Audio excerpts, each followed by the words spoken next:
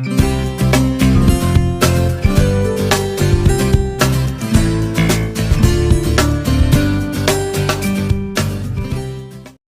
اللہ الرحمن الرحیم۔ السلام علیکم دوستو، امید آپ سب خیر و عافیت سے ہوں گے۔ سلطان عماد الدین زنگی، ایپیسوڈ 6۔ جہاں تک عماد الدین کا تعلق ہے تو سلطان ملک شاہ سلجوقی کے ایک معزز اور صاحب حیثیت سالار اکنکر بن عبداللہ کا فرزند عظیم تھا۔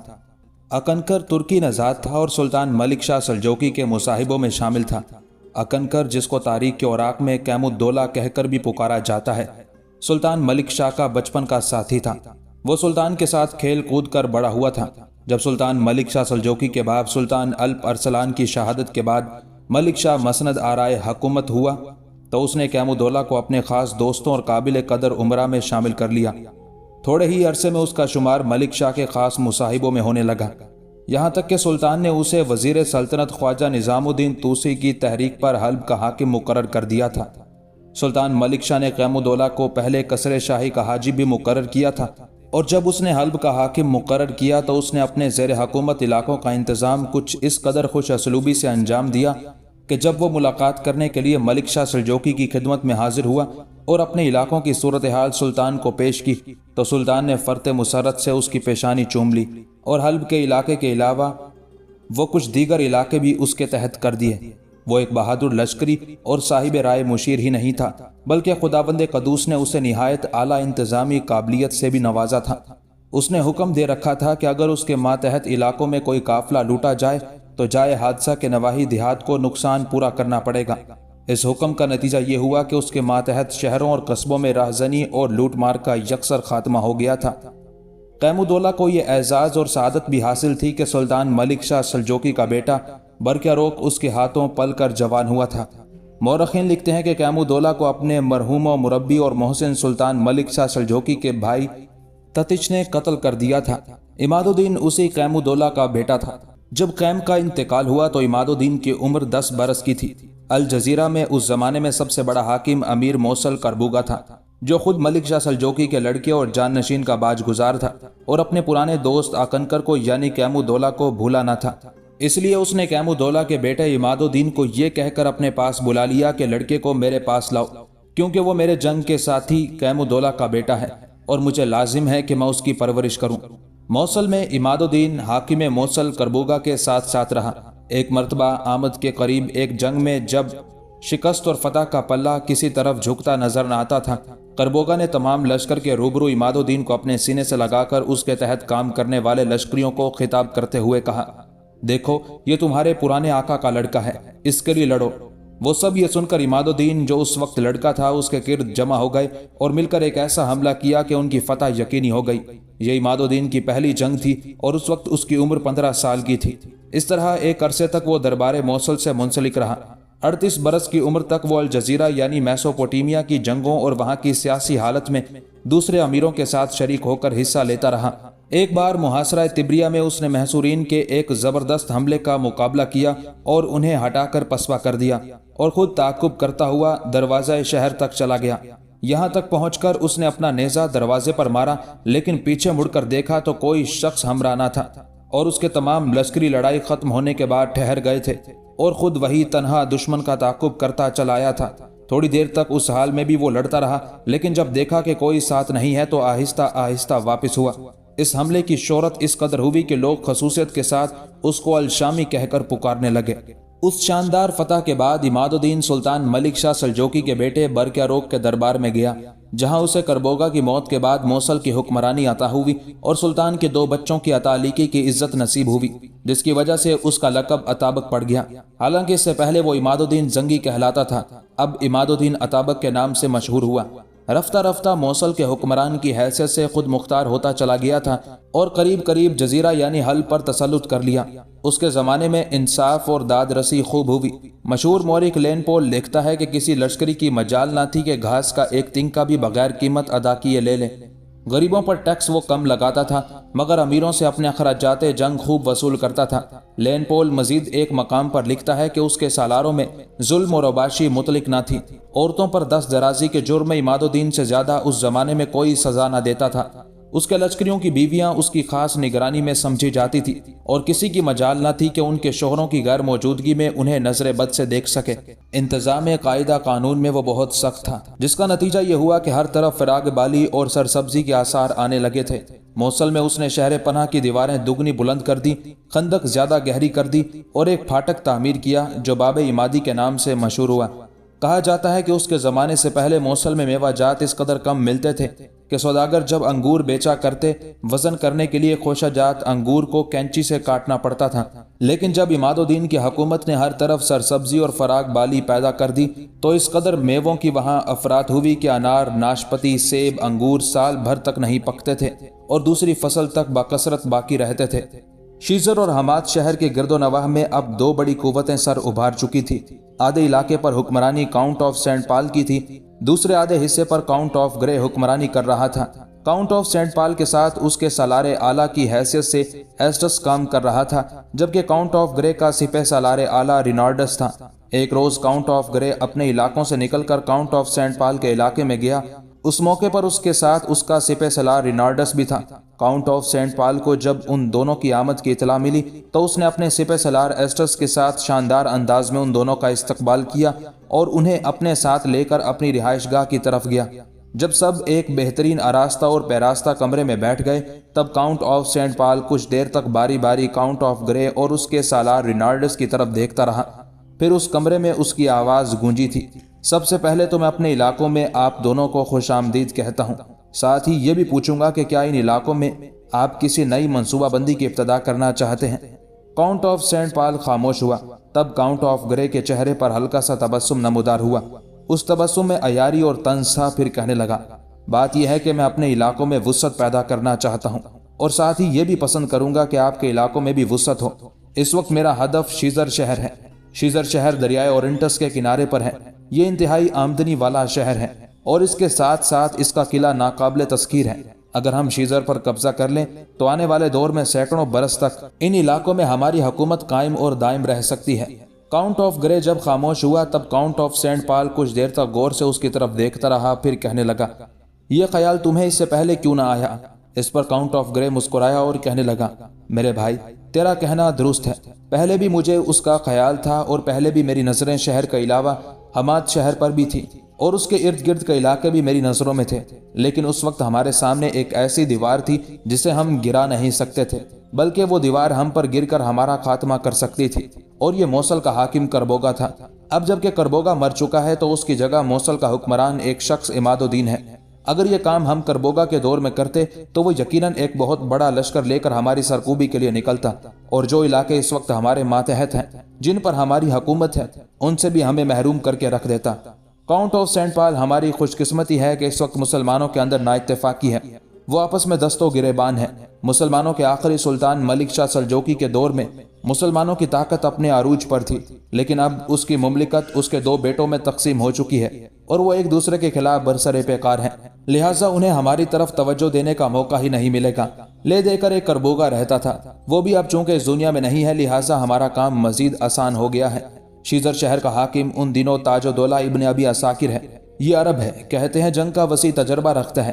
اس کا ایک بیٹا ہے، نام اس کا اسامہ ہے، وہ بھی انتہائی جنگجو اور تیغزن خیال کیا جاتا ہے۔ اس کے باوجود ہم آگے بڑھ کر شیزر شہر کا محاصرہ کریں اور محاصرے میں تنگی پیدا کر دیں تو فتح یقیناً ہمارا ہی استقبال کرے گی۔ کاؤنٹ آف گرے جب خاموش ہوا تب اس بار کاؤنٹ آف سینٹ پال کا سالار ایسٹس کچھ دیر کے تفکر کے بعد بولا اور کہنے لگا، جو کچھ آپ نے کہا ہے وہ درست ہے۔ اگر ہم ایسا کر گزریں تو یقیناً یہ ہماری طرف سے ایک بہت بڑا مارکہ اور ایک عمدہ کامیابی ہوگی، لیکن اس سلسلے میں ہمیں انتہا درجے کا محتاط بھی رہنا ہوگا۔ یہاں تک کہنے کے بعد ایسٹس رکا، پھر پہلے کی نسبت زیادہ خدشات کا اظہار کرتے ہوئے کہنے لگا، ہمیں اس عماد الدین سے بھی ہوشیار رہنا ہوگا۔ اس کا باپ کسی دور میں سلطان ملک شاہ سلجوقی کے بہترین سالاروں میں سے ایک تھا، حلب اور کئی دوسرے شہروں کا حاکم تھا۔ اب سنا ہے موصل کے علاوہ حلب بھی عماد الدین کو دے دیا گیا ہے، لہٰذا موصل اور حلب پر حکمرانی کرنے کے ساتھ ساتھ اس نے بڑی تیزی سے اپنی طاقت اور قوت میں اضافہ کرنا شروع کر دیا ہے۔ میں اس موقع پر یہ بھی کہوں گا کہ یہ عماد الدین کسی بھی طور موصل کے سابق حاکم کربوگا سے کم نہیں ہے۔ آپ جانتے ہیں کہ ایک بار تبریہ کی جنگ میں جب کہ اس کی عمر 15 سال کی تھی اس نے وہ کارہائے نمایاں انجام دیے کہ صلیبیوں کو اس نے شکست خوردہ کر کے رکھ دیا تھا۔ ایسٹس جب خاموش ہوا تب کاؤنٹ آف گرے کا سپہ سالار رینارڈس بولا اور کہنے لگا، ایسٹس کا کہنا یقیناً درست اور بجا ہے، لیکن ہم چونکہ شیزر اور آس پاس کے مسلمانوں کے علاقوں کو اپنا ہدف بنانا چاہتے ہیں، لہٰذا حلب اور موصل یہاں سے کافی دور ہیں، اور جب تک ان علاقوں کے مسلمانوں کی مدد کے لیے عماد الدین پہنچتا ہے اس وقت تک ہم شیزر شہر ہی نہیں، حماد شہر کے علاوہ دیگر بہت سے علاقوں کو بھی فتح کر کے ان پر اپنا تسلط قائم کر کے وہاں کے مسلمانوں کا یروشلم کی طرح قتل عام کر چکے ہوں گے۔ رینارڈس کی اس تجویز سے count of Saint Paul, count of Grey اور ایسٹس تینوں نے اتفاق کیا تھا۔ اس کے بعد انہوں نے باقاعدہ ایک دن مقرر کیا جس دن دونوں کے لشکریوں نے ایک جگہ جمع ہو کر مسلمانوں کے خلاف اپنے کام کی ابتدا کرنا تھی۔ اسی دوران صلیبیوں کے اندر بھی ایک تبدیلی رونما ہو چکی تھی، اور وہ یہ کہ یروشلم کا حاکم گوڈفرے ایک جنگ میں زخمی ہونے کی وجہ سے زخم ٹھیک نہ ہونے پر مر چکا تھا، اور اس کا بھائی جو ان دنوں ایڈیسا شہر کا حاکم تھا وہ ایڈیسا سے نکل کر یروشلم جا چکا تھا اور اسے یروشلم کا بادشاہ بنا دیا گیا تھا، جبکہ ایڈیسا شہر کا حاکم اسی بالڈون نے اپنے ایک ہم نام کو مقرر کر دیا تھا۔ اس طرح تاریخ کے اوراق میں وہ بالڈون جو گوڈفرے کے بعد یروشلم کا بادشاہ بنا بالڈون اول کہلاتا ہے، اور جو بالڈون اول کی جگہ ایڈیسا شہر کا حکمران بنا تاریخ کے اوراق میں وہ بالڈون دوئم کہلاتا ہے۔ یہی شخص بالڈون اول کے انتقال کے بعد یروشلم کا بادشاہ بنا تھا۔ بہرحال یروشلم کا بادشاہ اب بالڈون تھا، جبکہ ایڈیسا شہر کا حکمران بھی بالڈون ہی تھا، اور دونوں نے اپنی عسکری طاقت اور قوت میں بے پناہ اضافہ بھی کر لیا تھا۔ نجم الدین الغازی اور اس کا بھائی سکمان دونوں ایک روز چند سالاروں کے ساتھ ایک جگہ بیٹھے اپنے مستقر کے استحکامات سے متعلق گفتگو کر رہے تھے کہ ان کے کچھ مخبر اپنے گھوڑوں کو سر پر دوڑاتے ہوئے مسکن میں داخل ہوئے تھے۔ وہ سیدھے اس طرف آئے جہاں نجم الدین الغازی اور سکمان دونوں اپنے سالاروں کے ساتھ بیٹھے ہوئے تھے۔ قریب آ کر وہ گھوڑوں سے اترے، بلند آواز میں سلام کیا، پھر نجم الدین کے قریب بیٹھ گئے۔ نجم الدین نے غور سے ان کی طرف دیکھا، کچھ پوچھنا ہی چاہتا تھا کہ ان میں ایک پہلے ہی بول اٹھا، امیر، ہم ایک بری خبر لے کر آپ کی خدمت میں حاضر ہوئے ہیں۔ شیزر اور حماد شہر سے منسلک جو علاقے صلیبیوں کے قبضے میں ہیں ان پر کاؤنٹ آف سینٹ پال اور کاؤنٹ آف گرے دونوں قابض ہیں، اور ان دونوں نے اپنی عسکری طاقت اور قوت میں خوب اضافہ بھی کر لیا ہے۔ کاؤنٹ آف سینٹ پال کے سالار کا نام ایسٹس اور کاؤنٹ آف گرے کے سپہ سالار کا نام رینالڈس ہے۔ ہم آپ کو یہ اطلاع دیتے ہیں کہ کاؤنٹ آف سینٹ پال اور کاؤنٹ آف گرے دونوں کے سپہ سالار اپنا اپنا جرار لشکر لے کر متحد ہوں گے۔ مسلمانوں کے علاقوں میں یلغار کرتے ہوئے وہ شیزر شہر فتح کرنے کی کوشش کریں گے۔ ان کا ارادہ یہ ہے کہ شیزر شہر کو فتح کرنے کے بعد یہاں ایک ایسی صلیبی مملکت قائم کی جائے جو صدیوں تک قائم رہے، کیونکہ ان کا خیال ہے کہ شیزر شہر کے اندر ایک بڑا لشکر رکھا جائے تو کوئی بھی حملہ آور شیزر کے قلعے کے استحکام کو توڑ کر قلعے میں محصور لشکر پر قابو نہیں پا سکتا۔ چنانچہ اپنے ان ارادوں کی تکمیل کے لیے وہ اب شیزر اور حماد شہر کے نواح میں جس قدر مسلمانوں کا علاقے ہیں ان پر حملہ آور ہوں گے۔ یہاں تک کہنے کے بعد وہ شخص جب خاموش ہوا تب نجم الدین الغازی نے اس کا شکریہ ادا کیا، انہیں آرام کرنے کے بعد پھر اپنے کام میں لگ جانے کا مشورہ دیا۔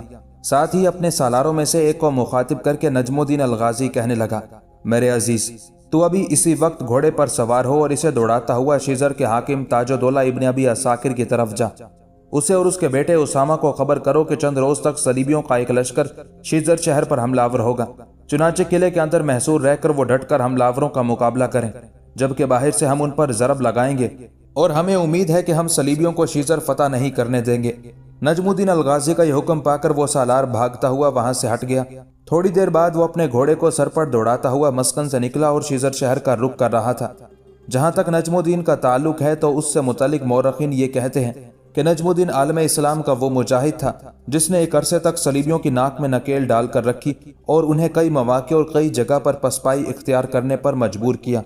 اس سالار کے شیزر شہر کی طرف جانے کے بعد نجم الدین الغازی نے نام لے کر 2 افراد کو طلب کیا۔ جب وہ اس کے سامنے آئے تب نجم الدین کچھ دیر تک غور سے ان کی طرف دیکھتا رہا، پھر کہنے لگا، میرے دونوں عزیزوں، مجھے پتا چلا ہے کہ عماد الدین نے ان دنوں حلب شہر میں قیام کر رکھا ہے۔ تم ابھی اسی وقت اپنے گھوڑوں پر سوار ہو کر حلب کا رخ کرو۔ عماد الدین مجھے اور میرے بھائی سکمان دونوں کو خوب جانتا ہے۔ عماد الدین کی خدمت میں حاضر ہو کر اسے التماس کرنا کہ ان علاقوں میں صلیبیوں کا زور بڑھتا چلا جا رہا ہے۔ عماد الدین سے میری طرف سے یہ التماس کرنا کہ ہم آپ سے یہ گزارش کرتے ہیں کہ آپ اپنے سالار زین الدین کو حلب سے یہاں ہمارے پاس بھیج دیں۔ ہم نے اس کی بڑی شہرت، اس کے بڑے کارناموں کی خبریں سن رکھی ہیں، اور ہمیں امید ہے کہ ہمارے ساتھ کام کرتے ہوئے وہ صلیبیوں کے خلاف خوب حرکت میں آئے گا۔ مجھے امید ہے کہ عماد الدین ہماری اس التماس کو رد نہیں کرے گا۔ چنانچہ نجم الدین الغازی کا حکم پا کر وہ دونوں اشخاص اپنے مسکن سے کوچ کر گئے تھے۔ دوسری طرف کبیر الدین کے ہاں جو بیٹا پیدا ہوا تھا وہ اب 5 سال کا ہو چکا تھا اور کبیر الدین نے اس کا نام اپنے باپ کے نام پر بدر الدین رکھا تھا۔ اس طرح حالات بڑی تیزی سے تبدیل ہونے لگے تھے۔ ایک طرف نجم الدین الغازی، اس کا بھائی سکمان اور دوسرے سالار اپنی عسکری حیثیت کو دن رات بہتر بنانے لگے تھے، جبکہ شیزر شہر کا حاکم تاج الدولہ ابن ابی عساکر بھی اپنے بیٹے اسامہ کے ساتھ صلیبیوں کا مقابلہ کرنے کے لیے مستعد اور چوکنا رہنے لگا تھا۔ آس پاس کی مسلمان بستیوں کو بھی اطلاع ہو چکی تھی کہ صلیبیوں کا ایک متحدہ لشکر شیزر شہر پر حملہ آور ہونے والا ہے، لہٰذا شیزر اور حماد شہر کے گرد و نواح میں جو مسلمانوں کی بستیاں تھیں ان کے اندر بھی ایک طرح کا خوف و ہراس پیدا ہو گیا تھا۔ اس حالت میں چند ہفتے گزر گئے، یہاں تک کہ کاؤنٹ آف سینٹ پال کا سپہ سالار ایسٹس اور کاؤنٹ آف گرے کا سپہ سالار رینارڈس دونوں اپنے متحدہ لشکر کے ساتھ نکلے۔ شیزر اور حماد شہر کے ارد گرد جو مسلمان تھے ان کا خیال تھا کہ صلیبیوں کا یہ لشکر شیزر شہر پر حملہ آور ہو کر شہر پر قبضہ کرنے کی کوشش کرے گا۔ چونکہ مسلمان جانتے تھے کہ شیزر شہر کا قلعہ بڑا مضبوط اور مستحکم ہے اور صلیبی اس پر قبضہ نہیں کر پائیں گے، لہٰذا اپنی طرف سے مطمئن تھے، لیکن وہ نہیں جانتے تھے کہ صلیبی شیزر شہر پر حملہ آور ہونے کے ساتھ ساتھ شیزر اور حماد شہر کے گرد و نواح میں جو مسلمانوں کی بستیاں ہیں وہاں بھی وہ لہو رنگ کھیل کھیلنے کی کوشش کریں گے۔ چنانچہ ایسا ہی ہوا۔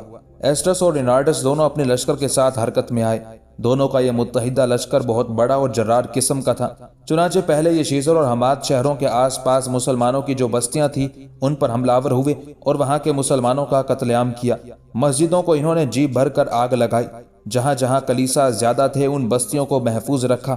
ہزاروں مسلمان مردوں، عورتوں اور بچوں کو موت کے گھاٹ اتارا گیا۔ اس قتل عام میں جمال الدین، بدر الدین، کبیر الدین اور مجد الدین تک موت کے گھاٹ اتار دیے گئے۔ کبیر الدین کی ماں زمران، کبیر الدین کی بیوی سرایا بھی اس وحشت ناک کھیل کا شکار ہو گئے تھے۔ ان کا گھر، ان کی حویلی ایک طرح سے اجڑ کر رہ گئی تھی۔ صرف کبیر الدین اور سرایا کا خود سالہ بیٹا جس کا نام بدر الدین تھا وہ کسی نہ کسی طرح اپنی حویلی کے اندر محفوظ رہ گیا، جسے اس بستی کے بچنے والے لوگوں نے تھوروس کی ماں ساروک اور بیوی میکل کے پاس پہنچا دیا تھا۔ اس کے بعد ایسٹس اور رینارڈس دونوں سالاروں نے شیزر شہر کا رخ کیا اور شیزر شہر کے قلعے اور شہر کا انہوں نے ایک طرح سے محاصرہ کر لیا تھا۔ نجم الدین الغازی اور شیزر شہر کے حکمران تاج الدولہ ابن ابی عساکر کے درمیان چونکہ باقاعدہ رابطہ اور پیغام رسانی کا ایک سلسلہ قائم تھا، چنانچہ دونوں نے حالات کو ایک دوسرے سے آگاہ کر رکھا تھا۔ اس کے علاوہ کچھ خاص مخبر بھی دونوں کے درمیان خفیہ راستوں کے ذریعے رابطے بحال کیے ہوئے تھے۔ انہی رابطوں کے تحت نجم الدین الغازی اور تاج الدولہ ابن ابی عساکر کے درمیان یہ طے پایا کہ جب ایسٹس اور رینارڈس دونوں شیزر شہر کا محاصرہ کریں تو رات کے وقت ان دونوں کے خلاف حرکت میں آیا جائے گا۔ حرکت میں آنے کا طریقہ کار یہ رکھا گیا تھا کہ نجم الدین کے مسکن سے جلتے ہوئے پروں کا ایک تیر بلند ہونا تھا۔ اس تیر کے بلند ہونے کے بعد نجم الدین نے اپنے حصے کے لشکر کے ساتھ اپنے مسکن سے نکل کر حملہ آور صلیبیوں کی پشت پر ضرب لگانی تھی، جبکہ اسی وقت شہر پناہ سے نکل کر ابن ابی عساکر اور اس کے بیٹے اسامہ نے دشمن پر حملہ آور ہونا تھا۔ کاؤنٹ آف سینٹ پال کے سالار ایسٹس اور کاؤنٹ آف گرے کے سالار رینارڈس دونوں کو چونکہ نجم الدین الغازی کے مسکن اور اس کے اندر جنگجوؤں کی موجودگی کا کوئی علم نہیں تھا، لہٰذا ان کی پوری توجہ شیزر شہر کی طرف تھی۔ وہ دن کے پچھلے حصے ہی میں شیزر کے نواح میں پہنچے تھے اور ایک طرف اپنا پڑاؤ قائم کرنے کے بعد انہوں نے شہر کا محاصرہ کر لیا تھا۔ چنانچہ رات جب گہری ہو گئی تب اندھیرے کے اندر نجم الدین الغازی کے مسکن سے جلتے ہوئے پروں کا ایک تیر فضا کے اندر بلند ہوا تھا۔ یہ تیر ابن ابی عساکر اور اس کے بیٹے اسامہ کے لیے نشاندہی تھی کہ نجم الدین ایک لشکر لے کر اپنے مسکن سے نکلنے لگا ہے، لہٰذا ابن ابی عساکر بھی سامنے کی طرف سے دشمن پر حملہ آور ہونے کے لیے تیار اور مستعد ہو جائے۔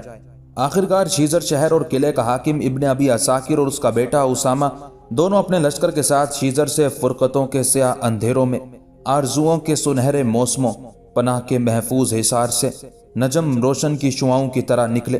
اس کے بعد وہ ایسٹس اور رینارڈس کے لشکر پر روحوں تک کو بے آباد کر دینے والی بیتے دنوں کی کرب خیز داستانوں، کوہستانوں کے جگر شک کرتی صدیوں کی پیاسی قہرمانیت اور بصارتوں کی جھلمل میں درد کی جوئے رواں کھڑی کرتے انوکھے جذبوں کی یلغار کی طرح حملہ آور ہو گئے تھے۔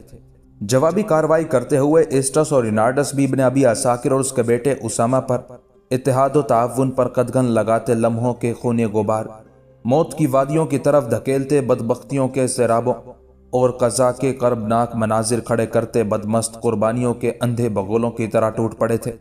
چونکہ اسٹس اور انارڈس دونوں کے متحدہ لشکر کے مقابلے میں ابن ابی عساکر کا لشکر بالکل مختصر اور چھوٹا تھا، لہٰذا یہ دونوں صلیبی سالار بڑے خوش تھے کہ شیزر شہر کے حاکم ابن ابی عساکر نے شہر سے باہر نکل کر ان کا مقابلہ کرنے کی حماقت کی ہے۔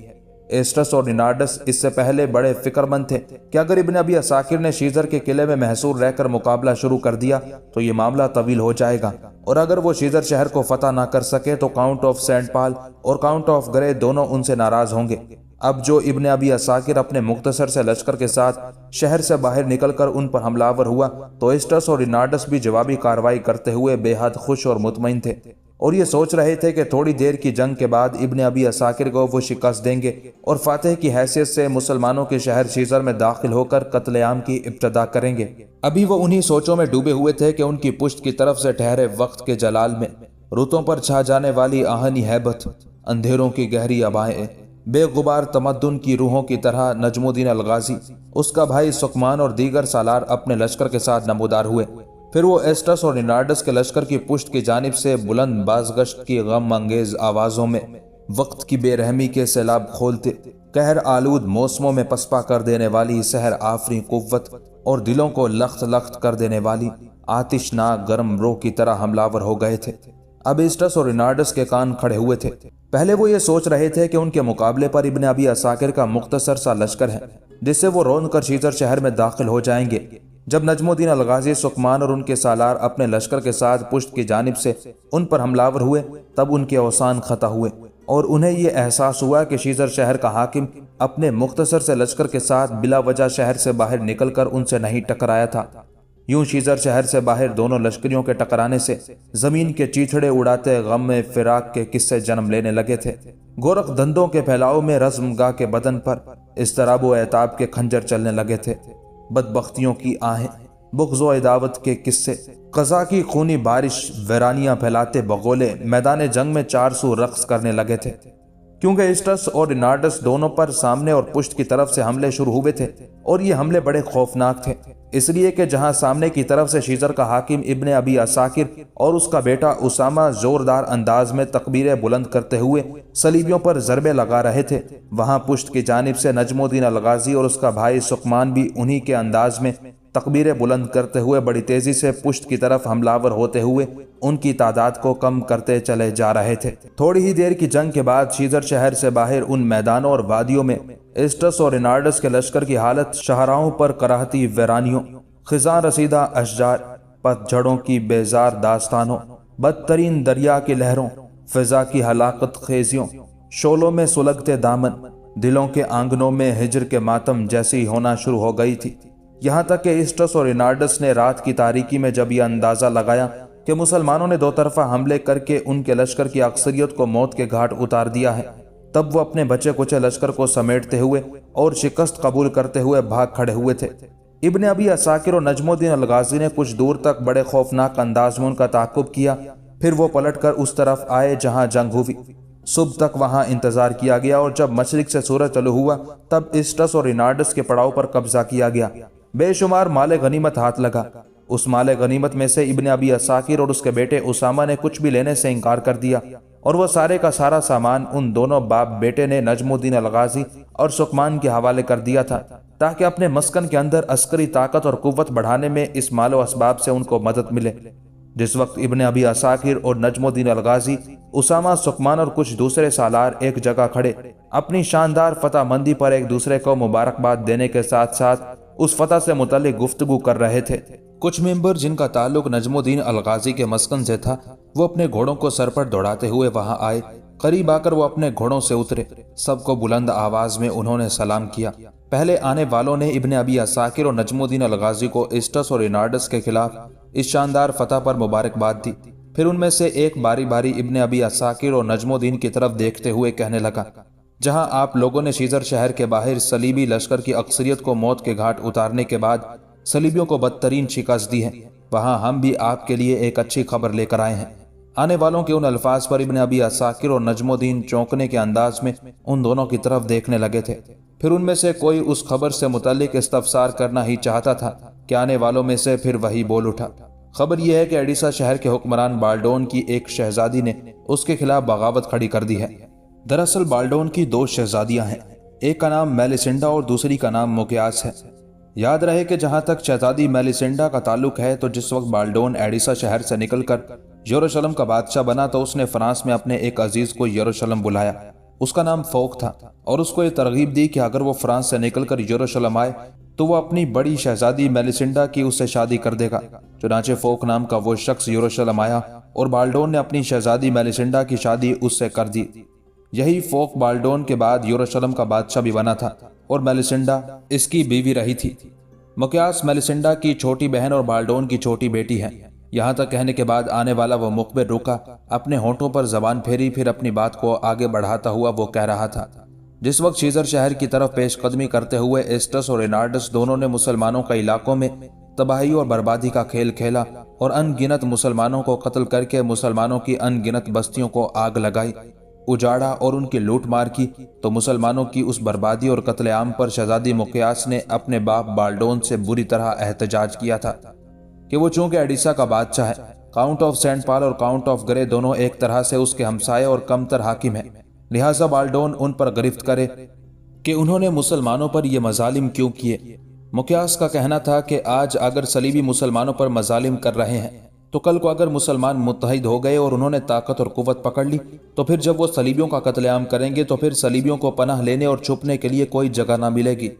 चुनाचे मुकियास के उस एहतजाज पर जब उसके बाप बाल्डोन ने किसी किस्म के रद्द-ए-अमल का इजहार ना किया और उसने मुसलमानों के इस कत्लेआम और मुसलमानों की इस तबाही और बर्बादी पर खुशी का इजहार किया, तब कहते हैं मुकियास अपने बाप का घर छोड़कर भाग गई। अभी तक कुछ पता नहीं चला कि वो कहाँ गई है, किस जगह पहुंची है और कहाँ उसने पनाह ली है। कुछ खबरें ये भी उड़ रही हैं कि इस वाक़े के खिलाफ एहतजाज करते हुए मुकियास ने इस्लाम कबूल कर लिया है और कहीं उसने पनाह ले रखी है। नजमुद्दीन अल-गाज़ी और इब्न अबी असाकिर ने इस पर खुशी और इत्मीनान का इजहार किया था।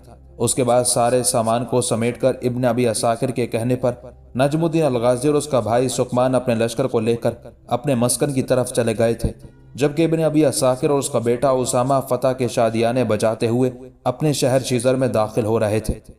इमादुद्दीन हल्ब में एक रोज ज़ैनुद्दीन और अपने चंद दूसरे सालारों और अमायदीन के साथ बैठा एस्टस और रेनार्डस के हाथों मुसलमानों के इलाकों की तबाही और बर्बादी से मुतल्लिक बड़े दुख और अफसोस के साथ गुफ्तगू कर रहा था कि उसके एक सालार ने नजमुद्दीन अल-गाज़ी के कासिद के आने की इत्तला दी थी। यह खबर सुनकर इमादुद्दीन ने फौरन नजमुद्दीन अल-गाज़ी के कासिदों को तलब कर लिया। चुनाचे कासिद जब इमादुद्दीन के सामने गए तब इमादुद्दीन ने वालेहाना अंदाज में उनका इस्तकबाल किया, पुरजोश अंदाज में उनसे मुसाफा किया, अपने करीब ही उम्दा नशिस्तों पर उन्हें बिठाया, फिर उन्हें मुखातिब करके कहने लगा, अजीज साथियों, नजमुद्दीन अल-गाज़ी और सुकमान दोनों भाई आलम इस्लाम के लिए अजनबी और ना आशना नहीं हैं। उन्होंने जो सलीबियों के खिलाफ अपना मस्कन बनाकर कार्रवाइयों की इब्तदा करने का फैसला किया है, यह आलम इस्लाम की बेहतरीन खिदमत है। कहो नजमुद्दीन अल-गाज़ी की तरफ से तुम मेरे लिए क्या पैगाम लेकर आए हो। इस पर आने वालों में से एक दुख भरे अंदाज में बोला और कहने लगा, अमीर, हमें नजमुद्दीन अल-गाज़ी ने आपकी तरफ ये इल्तमास देकर भेजा है कि आप अपने सालार ज़ैनुद्दीन को नजमुद्दीन के मस्कन में भेज दें ताकि एक सालार की हैसियत से वो वहाँ काम करें, इसलिए कि शीजर शहर और आसपास के इलाकों के अलावा हुमाद शहर और उसके गिरदो नवाह में जिस कदर मुसलमानों के इलाके हैं उन पर सलीबियों के हमलों का न सिर्फ आगाज हो चुका है बल्कि सलीबियों ने उन इलाकों में लूट मार और कत्ल गारतगरी का सिलसिला जारी कर रखा है और इस काम में काउंट ऑफ सेंट पॉल और काउंट ऑफ ग्रे दोनों और उनके सालार बड़ी सरगर्मी से हिस्सा ले रहे हैं। साथ ही ये भी खबरें आई हैं कि बादशाह बाल्डोन की तरफ से भी उन्हें मदद मिल रही है। इसके अलावा अंताकिया के फ्रांसीसी हुक्मरान बोहिमंड और फ्रांस के शाही खानदान से ताल्लुक रखने वाले ह्यू की तरफ से भी उन्हें अस्करी और अखलाकी और सियासी हिमायत और मदद हासिल हो रही है। नजमुद्दीन अल-गाज़ी ने इससे पहले आपके सालार ज़ैनुद्दीन को नहीं देख रखा। उसके भाई सुकमान की ज़ैनुद्दीन से मुलाकात हो चुकी है, लिहाजा सुकमान ने ही अपने भाई नजमुद्दीन अल-गाज़ी को ज़ैनुद्दीन से मुतल्लिक बताया है। चुनांचे अपने भाई से तफसील जानने के बाद नजमुद्दीन अल-गाज़ी गायबाना तौर पर आपके सालार ज़ैनुद्दीन का शदाई हो चुका है और उसकी सबसे बड़ी ख्वाहिश है कि ज़ैनुद्दीन उसके पास एक सालार की हैसियत से मस्कन में रहे। नजमुद्दीन ये भी ख्याल करता है कि ज़ैनुद्दीन के वहाँ जाकर काम करने से यकीनन सलीबियों पर हम ऐसा बोझ डालेंगे कि उनसे मुसलमानों के कत्लेआम और मुसलमानों की बस्तियां जलाने का इंतकाम ज़रूर लेंगे। यहाँ तक कहने के बाद आने वाला कासिद जब खामोश हुआ तब इमादुद्दीन ने अपने पहलू में बैठे ज़ैनुद्दीन की तरफ एक गायर निगाह डाली, फिर उससे सरगोशी के अंदाज में सलाह मशवरा किया। आखिर उसके लबों पर हल्का सा तबस्सुम नमूदार हुआ, फिर आने वाले उन दोनों कासिदों को मुखातिब करके कहने लगा, 2 रोज हमारे पास क़याम करो, आराम करो। मैं ज़ैनुद्दीन से इसका इंदिया ले चुका हूँ। یہ نجم الدین الغازی کے پاس جا کر کام کرنے کے لیے تیار ہے۔ 2 دن بعد زین الدین تمہارے ساتھ یہاں سے روانہ ہو کر نجم الدین الغازی کی طرف جائے گا۔ اس وقت ہمارے پاس بہت سے لشکری ہیں جن کا تعلق حماد شہر اور اس کے گرد و نواح کے علاقوں کے علاوہ شیزر شہر اور اس کے مضافات کے قصبوں اور بستیوں سے ہے، لہٰذا یہ سارے لشکری اور چھوٹے سالار بھی زین الدین کے ساتھ کام کرنے کے لیے نجم الدین الغازی کی طرف جائیں گے۔ عماد الدین کا یہ جواب سن کر نجم الدین الغازی کے دونوں قاصد بے حد خوش ہو گئے تھے۔ چنانچہ 2 دن انہوں نے حلب میں قیام کیا اور 2 دن بعد وہ زین الدین اور اس کے ساتھ حرکت میں آنے والے لشکریوں کے ساتھ شیزر شہر کے نواح میں نجم الدین الغازی کے مسکن کی طرف روانہ ہو گئے تھے۔ زین الدین ایک روز نجم الدین کے قاصدوں اور اپنے ساتھ حرکت میں آنے والے لشکریوں کے ساتھ نجم الدین الغازی کے مسکن میں داخل ہوا۔ اس کی آمد کی اطلاع پہلے ہی وہاں ہو چکی تھی۔ جو ہی وہ مسکن میں داخل ہوا، نجم الدین الغازی، اس کے بھائی سقمان کے علاوہ ابن ابی عساکر اور اس کے بیٹے اسامہ نے بھی وہاں آ کر شاندار انداز میں اس کا استقبال کیا تھا۔ زین الدین اور اس کے ساتھ آنے والے لشکر کا بہترین انداز میں استقبال کیا گیا۔ مسکن کے اندر شادیانے بجائے گئے اور ایک شاندار جلوس کی شکل میں بڑے تمطراق اور شان و شوکت کے ساتھ نجم الدین زین الدین کو اپنے مسکن میں لے گیا۔ آنے والی شب کو زین الدین کو آرام کرنے کا موقع فراہم کیا گیا اور اگلے روز نجم الدین الغازی، سقمان اور دوسرے سالار ایک جگہ جمع ہوئے۔ پھر لشکر کی تقسیم کا کام سر انجام دیا گیا۔ لشکر کی اکثریت کو زین الدین کے تحت رکھا گیا تھا اور نجم الدین الغازی کے بعد زین الدین کو مسکن کا نائب امیر مقرر کرنے کے ساتھ لشکریوں کا ایک طرح سے سپہ سالار بھی مقرر کر دیا گیا تھا۔ جب یہ سارے انتظامات ہو چکے تب بڑے دکھ بھرے انداز میں زین الدین نجم الدین الغازی اور سقمان کو مخاطب کر کے کہنے لگا، مجھے راستے میں ہی علم ہو چکا تھا کہ ایسٹس اور انارڈس نے ہماری بستیوں پر حملہ آور ہو کر تباہی و بربادی کا کھیل کھیلا ہے۔ مجھے یہ بھی خبر ہو گئی تھی کہ اس حملے میں میرے ماں باپ، میرا دادا، میرے سب بھائی اور میرے بڑے بھائی کبیر الدین کی بیوی تک ان صلیبیوں کے ہاتھوں ماری جا چکی ہے۔ میرے بڑے بھائی کبیر الدین کا ایک بیٹا ہے، نام اس کا میرے باپ پر بدر الدین ہے۔ اس سے متعلق مجھے خبر ہوئی ہے کہ اسے اس کے ننیھال پہنچا دیا گیا ہے، لہٰذا میں آج اپنے اس بھتیجے سے ملنے کے لیے جاؤں گا۔ اس کے بعد چند دن اپنی تیاریوں کو آخری شکل دوں گا، پھر میں ان صلیبیوں کے خلاف ایسا حرکت میں آ جاؤں گا کہ انہیں اس ساری تباہی، اس ساری شکست اور ریخت کا جواب دینا ہوگا جو انہوں نے مسلمانوں کے خلاف ان علاقوں میں کی ہے۔ نجم الدین الغازی اور سقمان دونوں نے زین الدین کی اس تجویز سے اتفاق کیا تھا۔ چنانچہ زین الدین اسی روز اپنے ننیھال کی طرف روانہ ہوا تھا۔ اس کو بتائے بغیر نجم الدین الغازی نے اپنے کچھ دستے مقرر کر دیے تھے تاکہ اس کے اطراف میں رہ کر صلیبیوں سے اس کی حفاظت کا سامان کر سکیں۔